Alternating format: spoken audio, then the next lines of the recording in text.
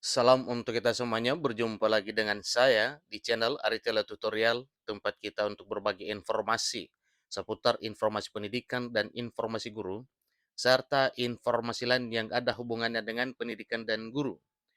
Pada pertemuan ini, saya menyapa Bapak Ibu honorer setanah air yang selalu setia melaksanakan tugas tanpa mengenal lelah. Saya yakin bahwa Bapak Ibu honorer selalu dalam keadaan sehat walafiat. Pada pertemuan ini, ada satu informasi yang perlu saya bagikan kepada seluruh Bapak Ibu honorer tanah air sambil menunggu kapan kira-kira ada keputusan pemerintah untuk mengangkat Bapak Ibu honorer menjadi ASN di tahun 2023 tahun ini. Tentunya yang diimpikan oleh Bapak Ibu honorer dalam hal pengangkatan menjadi aparatur sipil negara adalah pengangkatan menjadi ASN tanpa melalui tahapan tes. Dan ini adalah suatu hal yang wajar karena memang Bapak Ibu honorer sudah lama mengabdikan pengetahuan, keterampilan, dan keahlian, sudah banyak jasa dan kontribusi Bapak Ibu di instansi pemerintah melalui pekerjaan masing-masing. Nah, Bapak Ibu, simak video ini sampai selesai, jangan ketinggalan informasi, dan bagi Bapak Ibu yang sedang menonton, demikian dengan Bapak Ibu yang mungkin baru menemukan video melalui channel ini, dukung dengan cara like dan subscribe, share, dan komen, serta nyalakan tombol notifikasinya supaya semua informasi yang disalurkan melalui channel ini selalu update di layar Bapak Ibu. Tanpa basa-basi lagi, langsung pada informasinya. Ini satu informasi, yaitu di mana di tahun 2023 tahun ini, ada kabar menggembirakan yaitu ada pengangkatan honorer jadi pegawai negeri sipil. Nah, pertanyaan, apakah ini benar atau tidak? Kalau seleksi CPNS lewat jalur umum itu adalah suatu hal yang wajar, tetapi ini adalah pengangkatan honorer menjadi PNS. Dan pertanyaan ini jawabannya sedang dinantikan tentunya oleh Bapak Ibu honorer. Kapan kira-kira jadwalnya ada keputusan pemerintah untuk mengangkat Bapak Ibu honorer menjadi ASN tanpa tes ini, dalam arti ASN dengan status pegawai negeri sipil. Kabar tentang pengangkatan honorer menjadi PNS ini semakin menyeruak. Hal ini setelah dua orang anggota DPR RI mengusulkan RUU ASN, di mana dalam revisi Undang-Undang Aparatur Sipil Negara tersebut, pemerintah diwajibkan mengangkat tenaga honorer hingga kontrak menjadi pegawai negeri sipil. Artinya, semua honorer sampai dengan tenaga kontrak diangkat menjadi pegawai negeri sipil. Pengangkatan disebut tanpa seleksi tes atau tanpa tahapan tes, berarti ini adalah pengangkatan otomatis. Kemudian, tetap ada ketentuan yang berlaku. Jadi ingat juga Bapak bahwa sekalipun diangkat tanpa tes, tapi ingat bahwa ada satu ketentuan ya, ada ketentuan yang akan dipersyaratkan dalam hal pengangkatan honorer menjadi aparatur sipil negara tersebut. Untuk tenaga honorer, dalam revisi Undang-Undang ASN disebutkan hanya kategori 1 dan 2 yang bakal diangkat. Dengan seperti ini berarti kita bisa mengetahuinya kalau ya sudah diejakan atau sudah disampaikan kira-kira bagaimana yang disebut dengan kategori 1 dan kategori 2 yang bakal diangkat tersebut.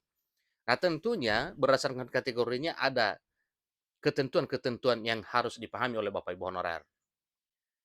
Nah, di sini dirinci tentang tenaga honorer kategori 1 dan kategori 2 yang bisa diangkat jadi PNS menurut revisi Undang-Undang ASN. Yaitu pertama, kriteria tenaga honorer kategori 1. Usia minimal 19 tahun dan maksimal 46 tahun pada tanggal 1 Januari 2006. Kemudian, dibiayai dari anggaran pendapatan belanja negara atau APBN atau anggaran pendapatan dan belanja daerah atau APBD. Ingat Bapak Ibu ya, ini untuk kategori 1, honorer kategori 1 yang akan diangkat menjadi PNS sesuai dengan RUU ASN. Seterusnya diangkat oleh pejabat yang berwenang di instansi pemerintah. Berikut masa kerja minimal 1 tahun per 31 Desember 2005 dan masih bekerja secara terus-menerus. Yang kedua yaitu kriteria tenaga honorer kategori 2. Dari sisi usia juga sama, yaitu minimal 19 tahun dan maksimal 46 tahun. Ini terhitung 1 Januari 2006. Kemudian dibiayai bukan dari anggaran pendapatan dan belanja negara atau APBN dan juga bukan dari anggaran pendapatan dan belanja daerah atau APBD. Berikut diangkat oleh pejabat yang berwenang di instansi pemerintah. Seterusnya, masa kerja minimal 1 tahun per 31 Desember 2005 dan masih bekerja secara terus-menerus. Nah, jadi inilah ketentuan-ketentuan yang akan diberlakukan dalam hal pengangkatan honorer menjadi pegawai negeri sipil tanpa seleksi tes, di mana honorer ini didefinisikan dengan dua arti atau dengan dua kelompok kategori, yang mana pertama adalah kategori 1 dan kategori 2. Nah, tentunya pertanyaan, apa kira-kira perbedaan ya dalam hal definisi honorer kategori 1 dan kategori 2? Maka perbedaannya yaitu dalam hal pembiayaan saja atau dari honorarium atau pendapatan yang dihasilkan oleh Bapak Ibu honorer baik kategori 1 maupun kategori 2. Jadi disitulah letak perbedaannya. Yang mana perbedaannya yaitu untuk honorer kategori 1 atau kriteria tenaga honorer kategori 1 yaitu dibiayai dari anggaran pendapatan dan belanja negara atau APBN atau anggaran pendapatan dan belanja daerah atau APBD. Artinya, untuk honorer kategori 1 ini, kriteria tenaga honorer kategori 1 penghasilannya, penggajiannya dari APBN atau dari APBD.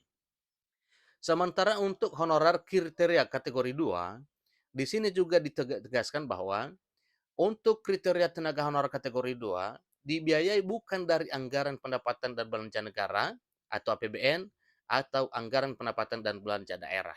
Jadi di situ saja letak perbedaannya. Ketentuan yang lain dari sisi usia itu sama, kemudian dalam hal pengangkatan juga sama, dan kriteria masa kerja juga sama, ya. Misalnya dalam hal kriteria masa kerja yaitu masa kerja minimal 1 tahun per 31 Desember 2005 dan masih bekerja secara terus-menerus. Perbedaannya adalah dalam hal penggajian saja. Meski tanpa seleksi tes, para honorer tetap harus mengikuti seleksi administrasi. Nah, artinya walaupun dikatakan tanpa tes tetapi ada seleksi administrasi. Yang mana seleksi administrasi dimaksud adalah berupa verifikasi dan validasi data honorer. Nah, kira-kira apa ini Bapak Ibu? Verifikasi dan validasi data ini yaitu verifikasi dan validasi data SK pengangkatan Bapak Ibu honorer dari pengangkatan sejak awal menjadi honorer hingga nantinya ada jadwal pengangkatan menjadi calon pegawai negeri sipil. Seterusnya yang perlu ya diperhatikan adalah pemerintah diharuskan menilai masa kerja. Nah, tentunya kalau dinilai masa kerjanya berarti sangat beruntunglah Bapak Ibu honorer yang masa kerjanya lebih lama. Kemudian ijazah terakhir, maka ini juga harus diperhatikan. Kemudian gaji dan tunjangan tentunya yang diterima selama ini. Ini adalah hal-hal yang harus diperhatikan oleh pemerintah juga dalam hal pengangkatan honorer menjadi PNS tanpa tes sesuai dengan RUASN. Pengangkatan honorer hingga kontrak jadi PNS ini salah satunya diatur dalam pasal 131A ayat 1 berikutnya berbunyi. Tenaga honorer, pegawai tidak tetap, pegawai tetap non-PNS, dan tenaga kontrak yang bekerja terus-menerus dan diangkat berdasarkan surat keputusan yang dikeluarkan sampai dengan tanggal 15 Januari 2014. Wajib diangkat menjadi PNS secara langsung dengan memperhatikan batasan usia pensiun. Lalu apakah pengangkatan PNS sesuai RUASN diadakan tahun 2023? Jawabannya belum dapat dipastikan. RUASN masih dibahas DPR dan belum disahkan. Nah, tentunya ini adalah satu pergumulan kiranya RUASN ini segera disahkan oleh pemerintah supaya Bapak Ibu honorer bisa tercover dengan impiannya menjadi pegawai negeri sipil. Namun, bagi Bapak Ibu honorer yang ingin menjadi pegawai negeri sipil tahun ini, juga bisa mengikuti seleksi calon pegawai negeri sipil 2023. Tentunya bagi Bapak Ibu yang memenuhi syarat. Seterusnya, pemerintah sudah memastikan akan membuka seleksi CPNS 2023. Itulah informasi terkait dengan penjelasan ya pada pertanyaan apakah benar atau tidak ada pengangkatan honorer menjadi PNS dengan ketentuan-ketentuan sebagaimana yang dimuat dalam RUASN, maka jawabannya untuk RUASN sampai dengan sekarang masih belum disahkan. Tetapi jika sudah disahkan, maka jelas para honorer diangkat menjadi PNS tanpa tes.